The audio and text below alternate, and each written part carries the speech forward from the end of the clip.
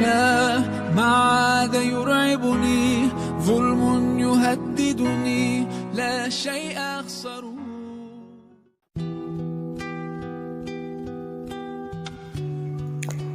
Cerita sedih mengharukan tentang ibu. Sosok seorang ibu memang sangat melekat dalam kehidupan kita, sehingga sudah sepantasnya kita membahagiakan ibu kita selama ibu kita masih ada. Sekecil apapun kita berusaha mencoba membahagiakan sosok seorang ibu, pasti akan membuat ibu kita merasa bahagia, karena perhatian seorang anak akan sangat diharapkan oleh seorang ibu, walaupun tak pernah terucap dari bibirnya. Sahabat renungan, berikut adalah cerita sedih mengharukan sosok seorang ibu. Semoga bisa menjadi inspirasi untuk kita semua dan juga menghibur kita. Namun sebelum lanjut, saya mengajak Anda untuk menekan tombol subscribe dan like video ini. Kita bangun channel ini agar tetap bisa menyebar kebaikan dunia dan akhirat. Dan bagi yang subscribe dan like, saya doakan selalu panjang umur, murah rezeki, dan selalu bahagia. Jalannya sudah tertati-tati karena usianya sudah lebih dari 70 tahun. Sehingga kalau tidak perlu sekali, jarang ia bisa dan mau keluar rumah. Walaupun ia mempunyai seorang anak perempuan, ia harus tinggal di rumah jompo karena kehadirannya tidak diinginkan. Masih teringat olehnya betapa berat penderitaannya ketika akan melahirkan putrinya tersebut. Ayah dari anak tersebut ingat setelah menghamilinya tanpa mau bertanggung jawab atas perbuatannya. Di samping itu, keluarganya menuntut agar ia menggugurkan bayi yang belum dilahirkan karena keluarganya merasa malu mempunyai seorang putri yang hamil sebelum menikah. Tetapi ia tetap mempertahankannya, oleh sebab itu ia diusir dari rumah orang tuanya. Selain aib yang harus ditanggung, ia pun harus bekerja berat di pabrik untuk membiayai kehidupnya. Ketika ia melahirkan putrinya, tidak ada seorang pun yang mendampinginya. Ia tidak mendapatkan kecupan manis maupun ucapan selamat dari siapapun juga. Yang ia dapatkan hanya cemoohan karena telah lahirkan seorang bayi haram tanpa bapak. Walaupun demikian, ia merasa bahagia sekali atas berkat yang didapatkannya dari Tuhan, di mana ia telah dikaruniakan seorang putri. Ia berjanji akan memberikan seluruh kasih sayang yang ia miliki hanya untuk putrinya seorang. Oleh sebab itulah putrinya diberi nama Love, kasih. Siang, ia harus bekerja berat di pabrik, dan di waktu malam hari, ia harus menjahit sampai jauh malam. Karena itu merupakan penghasilan tambahan yang ia bisa dapatkan. Terkadang, ia harus menjahit sampai jam 2 pagi, tidur lebih dari 4 jam sehari itu adalah sesuatu kemewahan yang tidak pernah ia dapatkan. Bahkan, Sabtu Minggu pun ia masih bekerja menjadi pelayan restoran. Ini ia lakukan semua agar ia bisa membiayai kehidupan maupun biaya sekolah putrinya yang tercinta. Ia tidak mau menikah lagi karena ia masih tetap mengharapkan bahwa pada suatu saat ayah dari putrinya akan datang balik kembali padanya. Di samping itu, ia tidak mau memberikan ayah tiri kepada putrinya. Sejak ia melahirkan putrinya, ia menjadi seorang vegetarian karena ia tidak mau membeli daging. Itu terlalu mahal baginya. Uang untuk daging yang seyogiannya ia bisa beli, ia sisihkan untuk putrinya. Untuk dirinya sendiri, ia tidak pernah mau membeli pakaian baru. Ia selalu menerima dan memakai pakaian bekas pemberian orang. Tetapi untuk putrinya yang tercinta, hanya yang terbaik dan terbagus ia berikan, mulai dari pakaian sampai dengan makanan. Pada suatu saat ia jatuh sakit, demam panas, cuaca di luaran sangat dingin sekali. karena pada saat itu lagi musim dingin menjelang hari Natal. Ia telah menjanjikan untuk memberikan sepeda sebagai hadiah Natal untuk putrinya, tetapi ternyata uang yang telah dikumpulkannya belum mencukupinya. Ia tidak ingin mengecewakan putrinya. Maka dari itu, walaupun cuaca di luaran dingin sekali, bahkan dalam keadaan sakit dan lemah, ia tetap memaksakan diri untuk keluar rumah dan bekerja. Sejak saat tersebut, ia kena penyakit rematik, sehingga sering sekali badannya terasa sangat nyeri sekali. Ia ingin memanjakan putrinya dan memberikan hanya yang terbaik bagi putrinya, walaupun untuk ini ia harus berkorban. Jadi dalam keadaan sakit ataupun tidak sakit, ia tetap bekerja. Selama hidupnya ia tidak pernah absen bekerja demi putrinya yang tercinta. Karena perjuangan dan pengorbanannya, akhirnya putrinya bisa melanjutkan studinya di luar kota. Di sana putrinya jatuh cinta kepada seorang pemuda, anak dari seorang konglomerat beken. Putrinya tidak pernah mau mengakui bahwa ia masih mempunyai orang tua. Ia merasa malu bahwa ia ditinggal minggat oleh ayah kandungnya, dan ia merasa malu mempunyai seorang ibu yang bekerja hanya sebagai babu pencuci piring di restoran.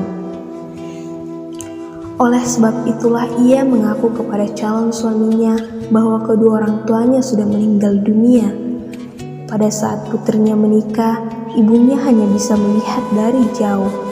Bahkan kehadirannya tidaklah diinginkan. Ia duduk di sudut kursi paling belakang sambil mendoakan agar Tuhan selalu melindungi dan memberkati putrinya yang tercinta. Sejak saat itu, bertahun-tahun ia tidak mendengar kabar dari putrinya karena ia dilarang dan tidak boleh menghubungi putrinya. Pada suatu hari ia membaca di koran bahwa putrinya telah melahirkan seorang putra. Ia merasa bahagia sekali mendengar berita bahwa ia sekarang telah mempunyai seorang cucu. Ia sangat mendambakan sekali untuk bisa memeluk dan menggendong cucunya. Tetapi ini tidak mungkin sebab ia tidak boleh menginjak rumah putrinya. Untuk ini ia berdoa tiap hari kepada Tuhan agar ia bisa mendapatkan kesempatan untuk melihat dan bertemu dengan anak dan cucunya.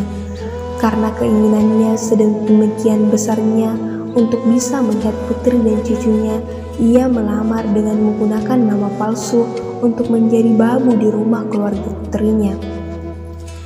Ia merasa bahagia sekali karena lamarannya diterima dan diperbolehkan bekerja di sana.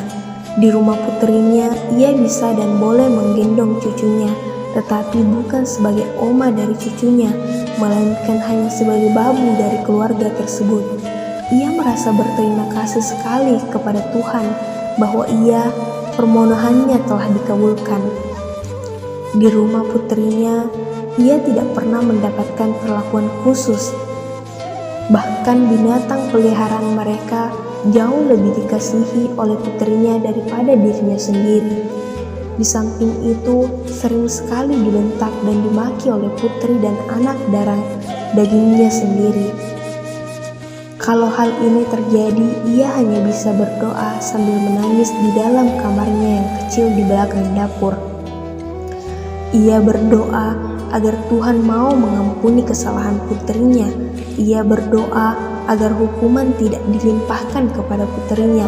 Ia berdoa agar hukuman itu dilimpahkan saja kepadanya, karena ia sangat menyayangi putrinya. Setelah bekerja bertahun-tahun sebagai babu tanpa ada orang yang mengetahui siapa dirinya di rumah tersebut, akhirnya ia menderita sakit dan tidak bisa bekerja lagi. Mantunya merasa berhutang budi kepada pelayan tuanya yang setia ini, sehingga ia memberikan kesempatan untuk menjalankan sisa hidupnya di rumah jompo. Puluhan tahun ia tidak bisa dan tidak boleh bertemu lagi dengan putri kesayangannya.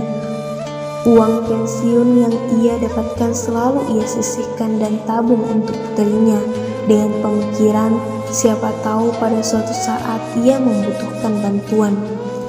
Pada tahun lampau, beberapa hari sebelum hari Natal, ia jatuh sakit lagi. Tetapi ini kali ia merasa bahwa saatnya sudah tidak lama lagi. Ia merasakan bahwa ajalnya sudah mendekat. Hanya satu keinginan yang ia dambakan sebelum ia meninggal dunia, ialah untuk bisa bertemu dan boleh melihat putrinya sekali lagi. Di samping itu, ia ingin memberikan seluruh uang simpanan yang ia telah kumpulkan selama hidupnya sebagai hadiah terakhir untuk putrinya.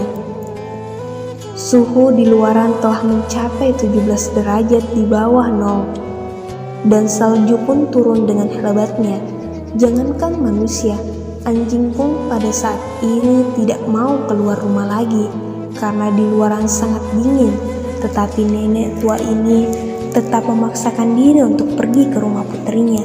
Ia ingin bertemu dengan putrinya sekali lagi, yang terakhir kali. Dengan tubuh menggigil karena kedinginan, ia menunggu datangnya bus berjam-jam di luaran. Ia harus 2 kali ganti bus karena jarak rumah Jompo tempat di mana ia tinggal letaknya jauh dari rumah putrinya. Satu perjalanan yang jauh dan tidak mudah bagi seorang nenek tua yang berada dalam keadaan sakit.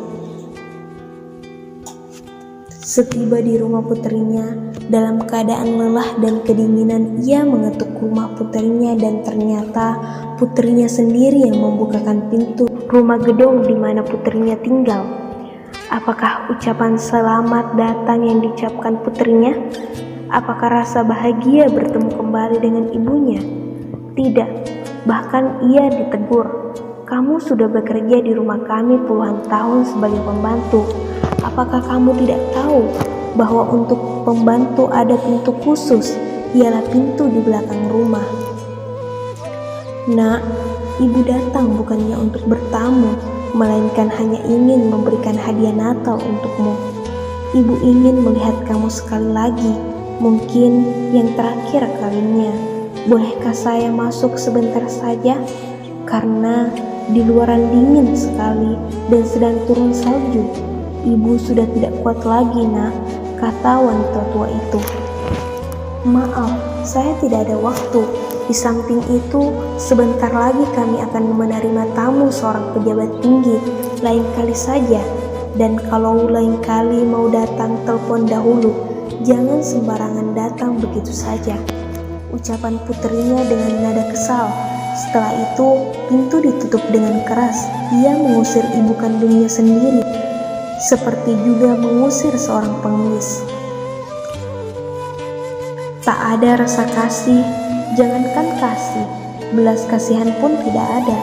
Setelah beberapa saat kemudian, bel rumah bunyi lagi. Ternyata ada orang mau pinjam telepon di rumah putrinya. Maaf bu, mengganggu. Bolehkah kami pinjam teleponnya sebentar untuk menelpon ke kantor polisi?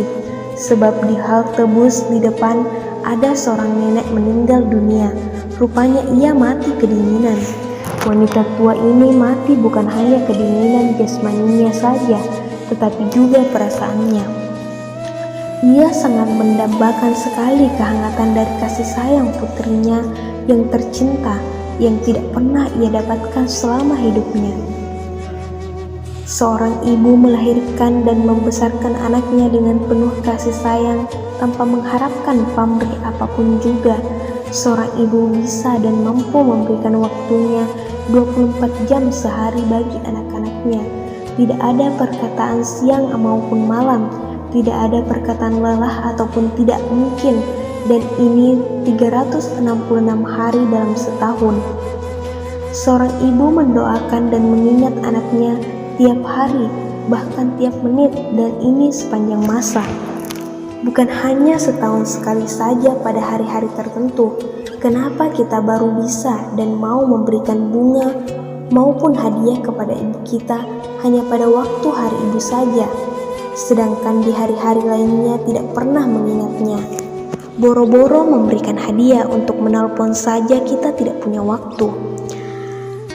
Kita akan bisa lebih membahagiakan ibu kita apabila kita mau memberikan sedikit waktu kita untuknya. Waktu nilainya jauh lebih besar daripada bunga maupun hadiah. Renungkanlah, Kapan kita terakhir kali menelpon ibu? Kapan kita terakhir kali mengundang ibu? Kapan terakhir kali kita mengajak ibu jalan-jalan? Dan kapan terakhir kali kita memberikan kecupan manis dan ucapan terima kasih kepada ibu kita? Dan kapankah kita terakhir kali berdoa untuk ibu kita? Berikanlah kasih sayang selama ibu kita masih hidup. Percuma kita memberikan bunga maupun tangisan apabila ibu telah berangkat, karena ibu tidak akan bisa melihatnya lagi.